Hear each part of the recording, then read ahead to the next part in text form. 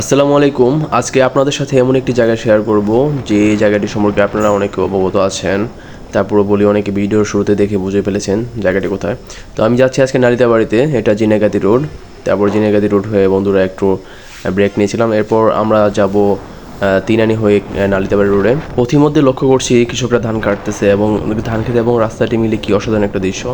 তো এই রাস্তাটি দেখছেন, এটা হচ্ছে নালিতাবাড়ি বাইপাস বা চৌরাস্তা মোড়। আপনারা এখন যে কলেজটি দেখতে পাচ্ছেন সেটি হচ্ছে সরকারি নাজমুল স্মৃতি কলেজ। কলেজটি প্রতিষ্ঠিত হয়েছিল 1972 সালে। তো সম্পূর্ণ ক্যাম্পাসটি আমার কাছে খুব অসাধারণ লেগেছে। তো ফাইনালি আমরা নালিতাবাড়ি চলে এসেছি। নালিতাবাড়ি শহর থেকে আমরা হাতে ডান দিক থেকে টার্ন নিয়ে আমরা গ্রামের রাস্তা ধরে চলছি। তো এখানে কৃষকরা ধানের খড় যেগুলো আছে সেগুলো উঠাইতেছে, কারণ আকাশ অনেক মেঘলা, যে কোনো সময় বৃষ্টি আসতে পারে। পথিমধ্যেই আমরা বৃষ্টির সম্মুখীন হয়েছিলাম। তো ফাইনালি আমরা জায়গাটিতে চলে এসেছি। কি অপরূপ দৃশ্য, এসে মুগ্ধ হয়ে গেছি।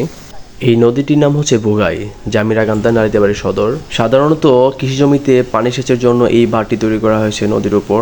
আপনারা দেখতে পারবেন ব্রিজের ওপর পাশেই একদম নদী শুকিয়ে গেছে। এখন আমরা ব্রিজের নিচে চলে এসেছি। এই জিনিসটা দেখে আমার অনেক ভালো লেগেছে, আশা করি আপনাদেরও ভালো লাগবে।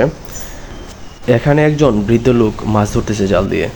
এই সেই কাঙ্ক্ষিত এবং বহুল আলোচিত ওয়াটারফল, যেটি শেরপুর জেলার ভিতরে সামাজিক যোগাযোগ মাধ্যমে অনেক বেশি ভাইরাল হয়ে গেছিলো কয়েক বছর থেকে। আমি এর আগেও কয়েক বছর আগে এসেছিলাম এখানে। তো আজকেও বন্ধুদের সাথে এসেছি মজা করতে। যাই হোক, অনেক ভালো মজা করেছে সবাই। আমাদের পাশাপাশি অনেকেই এখানে এসেছিলো গোসল করতে বা ওয়াটারফলে ভিজতে। যাই হোক, ভালো থাকবেন সবাই। ভিডিওটি ভালো লাগে শেয়ার করবেন। ধন্যবাদ সবাইকে। আসসালামু আলাইকুম।